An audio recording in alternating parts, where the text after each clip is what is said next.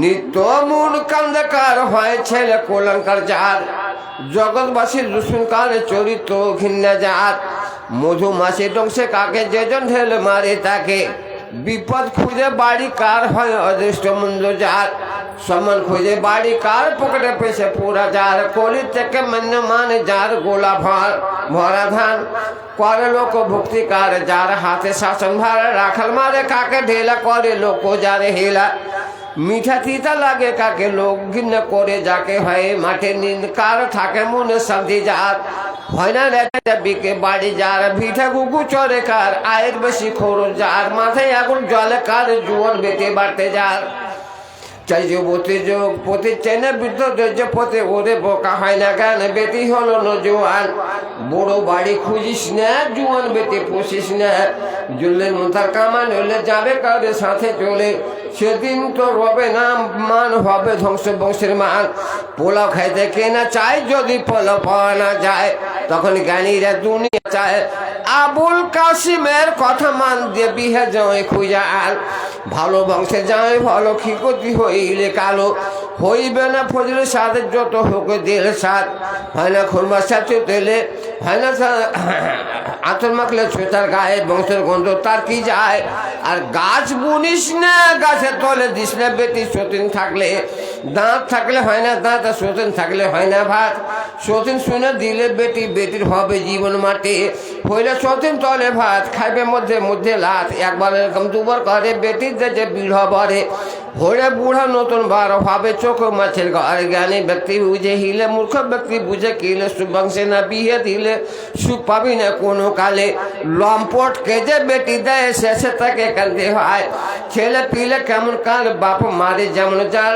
বংশ তো বংশ গৌর বাগুন কাছে হয় বাগুন, তুলার কাছে হয় না মূলা, মূলার কাছে হয় না তোলা, নিমের কাছে হয় না লেবু, ছুঁচা কবু হয় না বাবু, শায়রি কত বলবো ভাই শায়রির কিন্তু শেষে নাই, যদি বাঁচে কোনো দিন আবার এসে বলবো মোমেন, দুয়া করবেন আমার তো আরে ভালো খোদা রাখে মোরে, বসা থাকেন হয়ে আসতে একবার জোর করে আল্লাহকে ডাকেন, নারায়ে তাকবীর।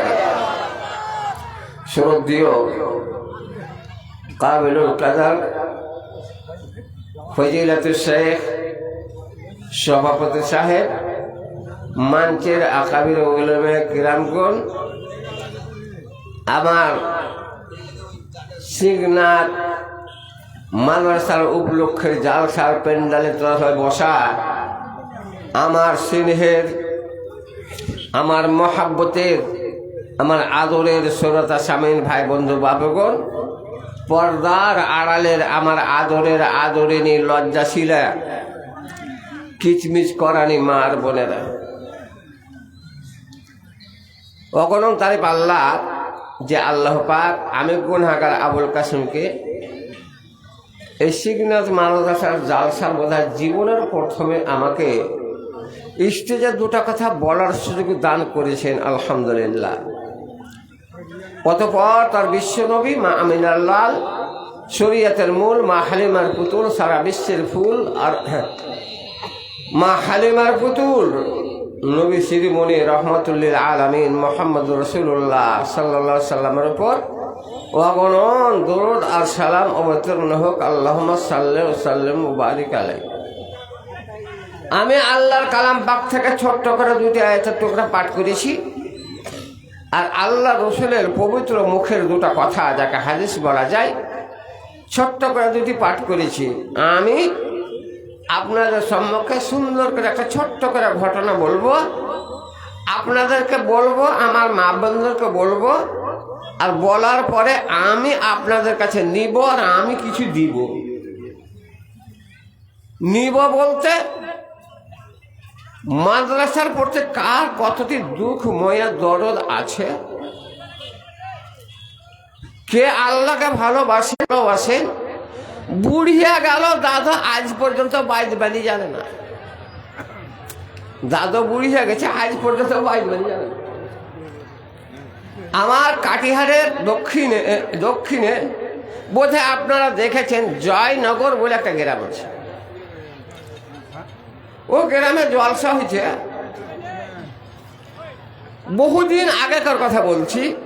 আমার কাকু মৌলানা বদরুদ্দোজা বক্তা, মৌলানা আমার উস্তাদ মরহুম আব্দুল ওয়াহাব রহমানী সাহেব বক্তা, মৌলানা মুসলিম রহমানী বক্তা। আজ 35-40 বছর আগেকার কথা বলছি। তখন আমি জালসাতে শুধু গাদাল গায়ে বেড়াতাম। জালসা পিন্ডালে মাগরিবের আজান হয়েছে, সবাই জালসা পিন্ডালে জামাতে নামাজ আদায় করবে, সালাত আদায় করবে। একটা বুড়া মানুষ, বয়স মোটামুটি কম করে হলে 80 থেকে 85 বছর বয়স হবে। তারপর ডাহিন পাশে পড়েছে, দাঁত নাই, মদ্দানা বতকের মতন ফসফস করে কথা গেলা বেরিয়ে হয়েছে। কসম খোদার এতটি লোকের সামনে বলছি, কোন নাজি একটাই কথা, এমনি করে সিনেতে হাত বেঁধেছে তবু ওইটাই কথা, রুকুতে গিয়ে ওইটাই কথা, সিজদাতে গিয়ে ওইটাই কথা, আর কিচ্ছুই জানে না। মদ্দানা বতকের মতন ফসফস করছে, আল্লাহু সামাদ আল্লাহু সামাদ আল্লাহু সামাদ, খালি এটাই কহেছিল, কিচ্ছুই জানে না। মনে মনে চিন্তা করে, এরা বুড়া মনে হয়েছে মায়েরা দিয়ে এক লাতের তোর গালে হুড়া। বুড়িয়া গেলি 18 গুন্ডা পোতা পোতির নাতি নাতি জন্মে মানুষ করে দিলি, কিন্তু এখন পর্যন্ত তুই জানিস না। এটা মাদ্রাসার জালসা, মাদ্রাসার অবদান কত বড়, দান কত বড়, মাদ্রাসার গুণ কত বড়। এই মাদ্রাসার কারণে এই যে আপনাদের প্রধান অতিথি বক্তা মাওলানা হাবিবুর রহমান সালাফি সাহেব, উনি আমার ওস্তাদ। উনার কাছে আমি পড়েছি, আমার ওস্তাদ। এই মাদ্রাসার লেগিনে রেখেছেন, এখানে আর কাহুরি মালাই চলবে না। বেটা মরে, বাবা মরে গেছে, 5টা বেটা, বড়টা ইঞ্জিনিয়ার, মাঝকলটা ডিএম, সাইজকলটা হলো ডিএসপি, আর ছোটর বড়টা একটু ন্যাংরা কচের হাঁটে, তো মাদ্রাসাতে দিয়েছে, ও হয়েছে হাফিজা কারি। বাপ মরে গেল, তখন বলছে অফিসার ডিএম জানাজা পড়া, ফজলুকে দে, ডিএম জানাজা পড়াইতে পারবে না, এসপি জানাজা পড়াইতে আসবে না, আসবে কে? ওই মুলবি সাহেব, ওই মুলবি জানাজা পড়ছে। একে সব জায়গাতে পাবেন। আর এই মুলবি 8,000, 10,000, 15,000 এই তো বেতন। আমার বেতন 15,300 টাকা, আমার বেতন 15,300 টাকা, মাদ্রাসাতে পড়াচ্ছি। তো এই পয়সাতে কতটা বরকত আছে। ফজলুর রহমান মাস্টার 68,000 টাকা মাসে বেতন পায়, তবু আমার কাছে ধার করতে আসে। ও 68,000 টাকা মাসে বেতন পাইছে স্যালারি, কিন্তু আমার কাছে ধার করতে আসে। না না, তুই যতটি মাসে বেতন পাচ্ছিস, আমাকে 6 মাস লাগবে, এত টাকা কি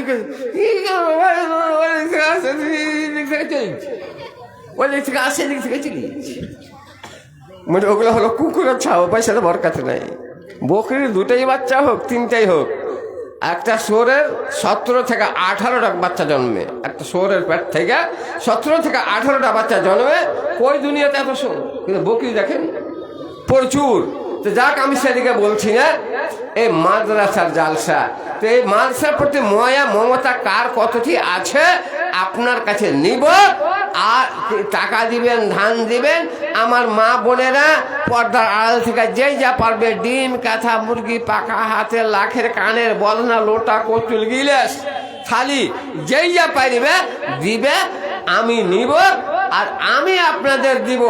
দিব বলতো জুব্বাটা চাহিন তাও দিব না, সাজুটা চাহিন তাও দিব না, ঘড়িটা দিব না, চশমিটা দিব না, রুমাল দিব না, মাথার পাগড়ি দিব না।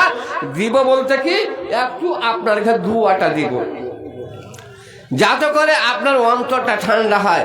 এবার আমনকে আল্লাহ কালাম পাক থেকে একটি আয়াত পাঠ করেছি। কি আল্লাহ বলছেন? কুল্লু নাফসিন যায়কাতুল মাউত, প্রত্যেক প্রাণীকে মতের স্বাদ চাখতে হবে। মত এমন একটা জিনিস, মত এমন একটা শরবত, মত এমন একটা জাম। পৃথিবীর বুকে যত প্রাণী আছে, যত জান আছে, সকলকে মতের স্বাদ চাখতে হবে। মরণ ছায়ার মতো সঙ্গে সঙ্গে ফিরে দিবে কবে ধরে তোরে ভরিয়ে কবরে। এই জীবন যেন তোমার বরফের মতো গলিতে গলিতে তবে হয়ে যাবে গাত। দুনিয়ায় এলে তুমি কাঁদিতে কাঁদিতে, কবরেতে যাবে তুমি কাঁদিতে কাঁদিতে। সবাইকে মরতেই হবে। বললেন মুল্লু সাহেব, মৌলানা জানা আছে যে আমরা মরবো, কথাটা জানেন? কোন বেটা জানে না? জি, প্রত্যেক ছেলে জানে যে বাপের দুয়াটা হলো ওয়াটার দুয়া। পৃথিবীর বুকে আপনি মৌলানা ডেকে নিয়েছেন, মাদানি, সালাফি, মুহাক্কিক, যত বড় বড় মৌলানা ডেকে নিয়েছে, দুয়া করিয়েলেন। ওর দুয়া কবুল হবে কি হবে না এর কোনো গ্যারান্টি নাই, কিন্তু 3টা লোকের দুয়া কবুল হবে। নবী বলছেন 3টা লোকের দুয়া কবুল হয়। তার মধ্যে 3টে দাওয়াতুল মুসাফিরে, ফকিরের দোয়া কবুল হয়, মুসাফিরের দোয়া কবুল হয়। কিন্তু এখন তো ফকির নাই, মাদ্রাসার টেম্পু চলাতে ফকির কোনে গায়েব হয়ে গেল। কত কত ফকিরকে দেখেছি ভিক করতে এসে কার মুরগি ছেড়ে পালিয়ে গেছে, কার থালি নিয়ে পালিয়ে গেছে। মুসাফিরের দোয়া কবুল হয়, তবে আল্লাহওয়ালা মুসাফির হওয়া চাই। মুসাফিরের দুয়ার মধ্যে কোনো বাধা নাই, আল্লাহ কবুল করে নেন। 2 নম্বরে দাওয়াতুল মাজলুমে, অত্যাচারিত কাউর উপরে অন্যায় জুলুম করছেন, বংশের ঢাস, বেটার ঢাস, ধানের গুমান, গরিবের উপরে অন্যায়, কোনো অধীনের উপরে অন্যায়, পড়োশির উপরে অন্যায়, কোনো কথা বলতে আবে তুই হামার সাথে লেগেছিস, তুই চুইরা দিব না শালা। বেচারা ডরে কিছু বলতে পারে না। যার উপরে অন্যায় জুলুম করছেন সেই আহা বলে যেটাই দোয়া করুন, গরিবের হাই মাইয়ার রায়, জীবনে কেউ হলিয়ে না। গরিবের হাই আর মায়া লোকটার রায়, মায়ার ভাঁড়ুয়া জীবনে কেউ হইতে যায়েন না। কেন? মায়ের রায় নিতে গেলে দুনিয়াতে লোকের কাছে আপনি মানে শরণ তো পাইবেন, হুড়কা লালনাও খাইবেন, আর কবরে যাওয়া শান্তি হবে না, কবরে যাওয়া শান্তি হবে না। মায়ের রায় আর গরিবের হাই জীবনে নিয়েন না। অন্যায় কাহুর উপরে জুলুম করছেন, বেচারা আপনার সাথে লাঠি দিয়ে পারবে না, মারা পারবে না, কাজিয়া করে পারবে না। ওহ বলে আল্লাহর কাছে হাই লিসাস ফেলে যেটাই দোয়া করুক কবুল সাথে সাথে কবুল হবে। 3 নম্বরে ওয়া দাওয়াতুল ওয়ালিদাইনি লিওয়ালাদিহি, নবী বলছেন বাপ মার দোয়া কবুল হয় নিজের ছেলে মেয়ের। আখেরাতে বাড়ি থেকে বাড়ি হয়ে যদি বাঞ্ঝি মায়ের লোকের কি মুখ দেখো তো যায় ওনার সাথে খারাপ। এটা আমার দাদু কইতো। তো রে যাবুন না কি নাম কহিলেন? ইয়ে যাবুন। তা আমি কি কোনো বাঞ্ঝি মায়ের লোকের মুখ দেখেছি নাকি যে 60-70 টাকা পাবো না? কোনটা ইয়ে যা বলছি? টাকা চাহাবো না, টাকা নিব না, ওয়াদা করছি। ইয়ে যাবুন কোনটা? চলে গেছে, যখন গেছে চলে তো কি হবে আর বইলে, যেটাই দিলে ওইটাই ঠিক। এইবার টাকা তো নিব ভাই, একটা রস ধরে সুন্দর একটা হাদিসে বলছে, একটা ঘটনা বলবো। এটা মাদ্রাসার যাচ্ছে, আমি ওইটাই কথা বলতে যাচ্ছিলাম, মাদ্রাসার অবদান। তো 3 নম্বরে মাতা পিতার দোয়া কবুল হয়, যেটাই দোয়া করুক, বাপ মাকে কষ্ট দিয়েন না। এই যুগের কত কত বেটা বাপের সাথে অন্যায় অবিচার না যায় ভাষা বলে, বাপ তখন বেটাকে মা আঁচল পাচ্চা দোয়া করবে, মরার বাচ্চাদের এইটা হয় ওটা হয়, তো মা বহিন ওরকম করে বদ্ধ ছেলে মেয়ের জন্য দিতে হয় না, তোমার দোয়া কবুল হয়ে যাবে। এবার কোনো লোক যদি শোনার পরে বলছে, আর জানিস তোর বাপ তোর লেখা বদ্ধ করছিল, তোর মা তোর লেখা বদ্ধ করছিল, তখন দানিশ বলবে হ্যাঁ বাপ যতই ভোট দিতির মতন পা ওপরে করে দোয়া করুক, কিচ্ছু কবুল হবে না, মনে হয় যে ওই খোদা। নবী বলছে আগা করে বাড়ি টাকা দিবি রে বাবু, এবারকার ভালো হবে। তো নবী বলছেন মাতা পিতার দোয়া কবুল হয়। এমনকি আপনি 3 লক্ষ টাকা খরচ করে, 4 লক্ষ খরচ করে, 5 লক্ষ খরচ করে হজ করতে যান, কার হজ কবুল হয় কার হয় না এটা আল্লাহ ব্যতীত কেউ জানে না। কিন্তু শরীয়তে একটা মাপ করেছে, শরীয়তে একটা লাভ করেছে। আপনি 4 লক্ষ টাকা খরচ করে হজ করতে গেলেন, ওই টাকার মধ্যে যদি 2 টাকা আপনার বেটির হক মারা থাকে, বোনের হক মারা থাকে, ভাইয়ের হক মারা থাকে, আর ওই হক মারা টাকা থেকে জমি দাবিয়ে আপনি হজ করতে গেলেন, আপনার হজ জীবনে কবুল হবে না। কারণ মনে দুঃখ দিয়া আপনি হজ করতে চলে গেছে, সেই টাকা নিয়ে হজ করতে গেলেন, ভাই পাবে 3 বিঘা করে জমি, ঠিকই 3 বিঘা দিলেন, কিন্তু আপনি খাসির কলিজার জমি খান নিলেন, আর ওই ভাইটাকে আপনার সোজা ভাইটাকে আপনি অন্য জায়গায় দিয়েছেন নিয়ত খারাপ করে, আর আপনি ওই জমির উপযোগ করে হজ করতে যান, সেই হজ আপনার কবুল হবে না। আপনার বোনেরা 1.5 বিঘা করে জমি পাবে, এবার 1.5 বিঘা আপনি দিলেন না, 10 কাঠা 12 কাঠা জমি দিলেন, আর হজ করতে যাবেন সময় ভোগা দিয়া কুকুর কান্দন, বইনের হাত ধরে বোনের হাত ধরে আমি বই যখন চলে গেল, বই আমাকে মাফ